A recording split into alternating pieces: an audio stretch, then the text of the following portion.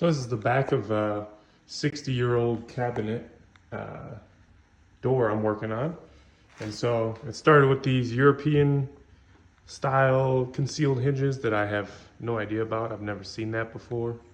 And then somebody, throughout the years, put on these older hinges that were painted over, pretty crusty and nasty looking.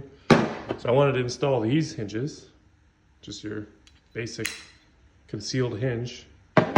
So I picked up this Craig jig here, and it makes it really easy to make the holes you need for those concealed hinges. And you just drill it in there.